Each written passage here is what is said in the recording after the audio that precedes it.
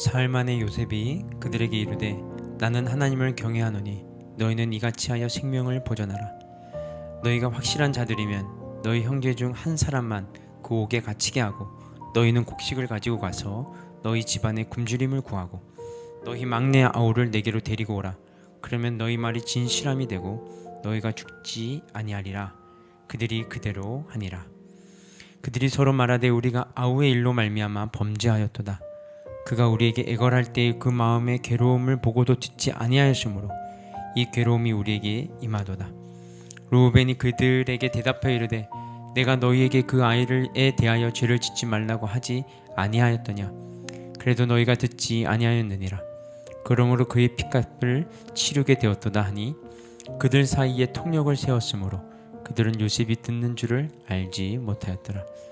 요셉이 그들을 떠나가고 울고 다시 돌아와서 그들과 말하다가 그들 중에서 시몬을 끌어내어 그들의 눈앞에서 결박하고 명하여 곡물을 그 그릇에 채우게 하고 각 사람의 돈은 그의 자루에 도로 놓게 하고 또 길 양식을 그들에게 주게 하니 그대로 행하였더라.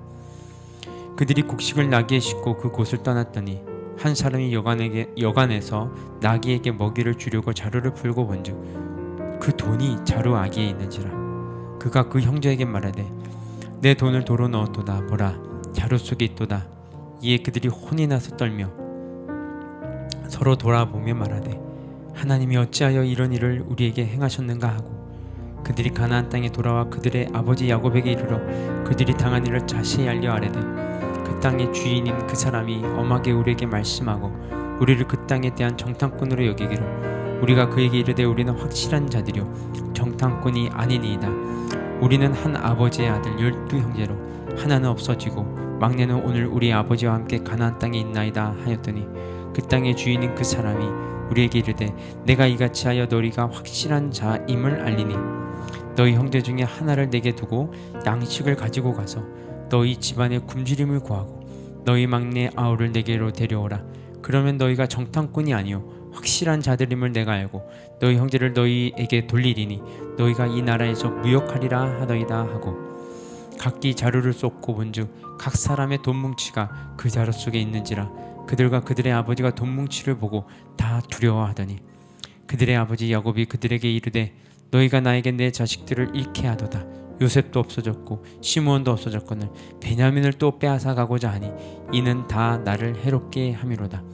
르우벤이 그의 아버지에게 말하여 이르되 내가 그를 아버지께로 데리고 오지 아니하거든 내 두 아들을 죽이소서.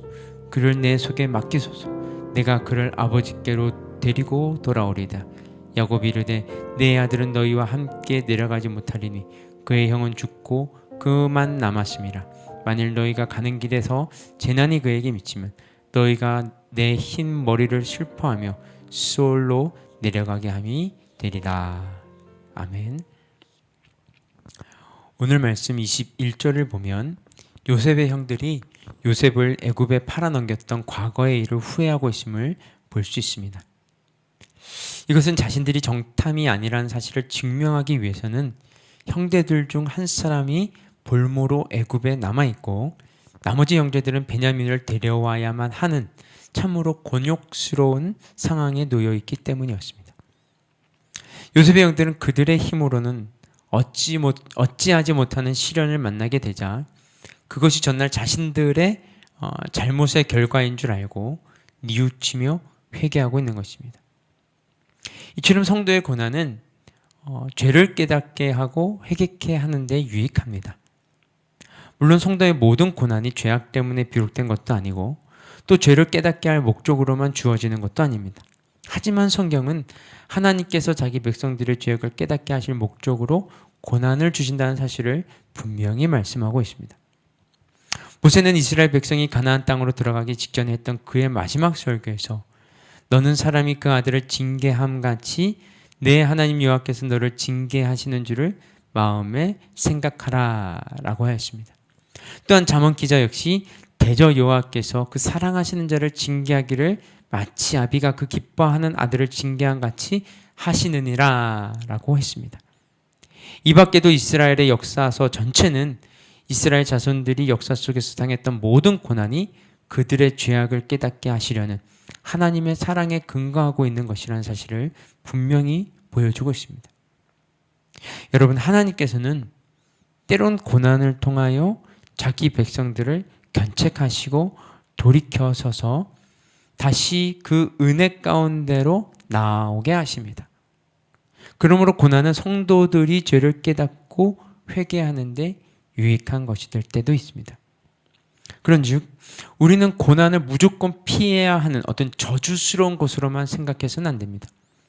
성도들은 고난당할 때 우선 그 고난의 의미를 깊이 생각하고 잘 분별해야만 합니다.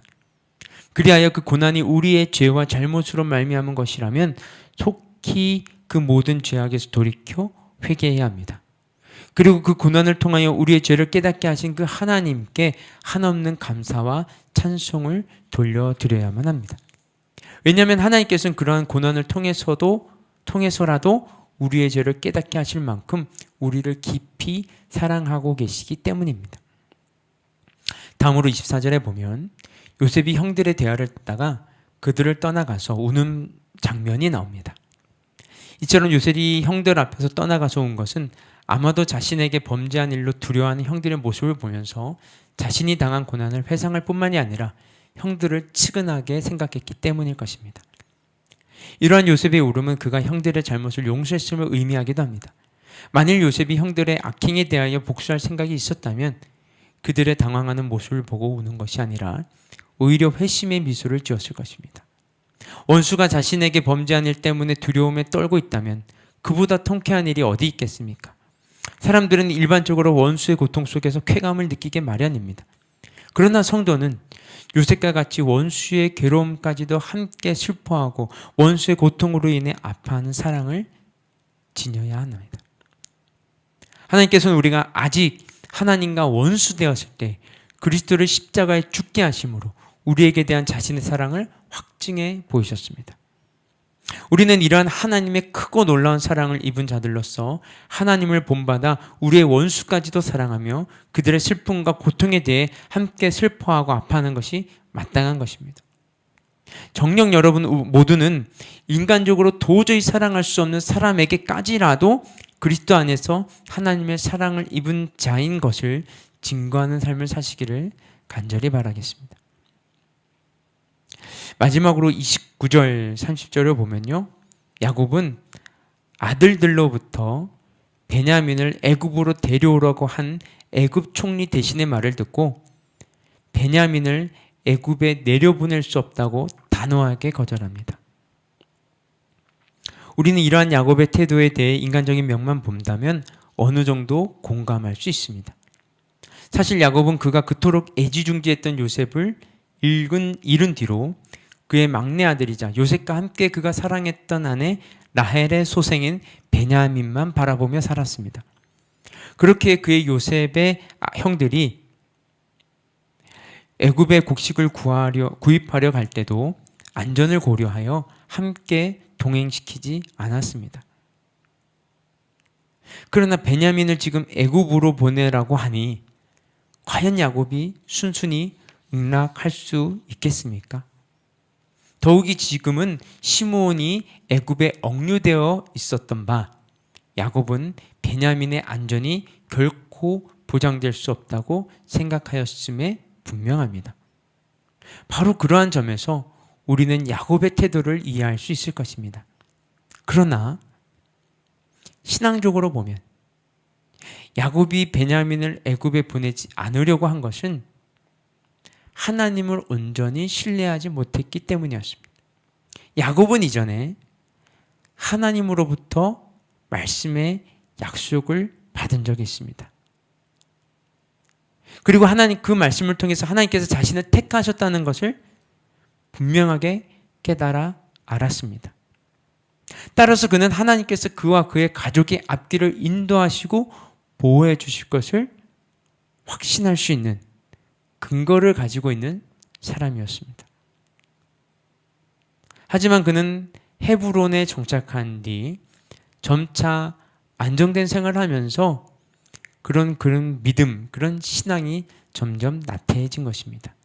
때문에 베냐민에 대한 하나님의 보호를 믿지 못하고 그를 애굽으로 보내지 않겠다고 한 것입니다. 여러분, 여기서 알 수 있듯이 하나님을 향한 온전하지 못한 신뢰는요, 세상의 염려를 불러옵니다. 성도가 진정 하나님의 도우심과 보호를 믿는다면 사실 아무것도 염려할 필요가 없습니다. 생각해 보십시오. 역사를 친히 주관하시는 전능하신 하나님이 도우시고 보호하시는데 무엇이 두렵겠습니까? 그러나 하나님을 온전히 신뢰하지 못하고 하나님의 도우심과 보호하심을 확신하지 못하는 자는 세상 염려를 할 수밖에 없습니다. 그러므로 여러분, 마음에 어떤 염려가 있습니까? 그것은 때론 하나님을 내가 신뢰하지 못한다는 증거일 수 있다는 것입니다. 하나님을 온전히 신뢰하고 그에게 모든 것을 맡기십시오. 하나님 우리에게 이렇게 말씀하고 계십니다. 두려워 말라. 내가 너와 함께 함이니라. 놀라지 말라. 나는 내 하나님이 됨이니라. 내가 너를 굳세게 하니라. 참으로 너를 도와주리라. 참으로 나의 의로운 손으로 너를 붙들리라. 할렐루야. 우리가 진정 이 말씀을 믿고 온전히 하나님을 의지한다면 우리는 어떠한 환난과 시련이 닥쳐와도 염려하지 아니하고 마음의 평강을 얻게 될 것입니다. 여러분, 하나님은 우리의 길을 선하게 인도하실 뿐만이 아니라 모든 고통과 위기 가운데서도 하나님과의 계획과 섭리가 있음을 믿을 때 우리는 어떤 상황 속에서도 당황하지 아니하고 담대하게 하나님을 찬양하며 감사할 수 있습니다. 진정 우리는 독생자를 내어주시기까지 우리를 사랑하시는 하나님의 인도하심을 믿음으로 담대한 마음을 잃지 않는 성도가 되어야 하는 것이죠. 여러분, 요셉의 하나님이 바로 우리의 하나님 되십니다. 요셉의 곁을 지키시고 요셉과 함께 하셨으며 그 어려움과 숱한 고난 속에서도 요셉과 함께 하심으로 그의 삶을 형통케 하신 분입니다.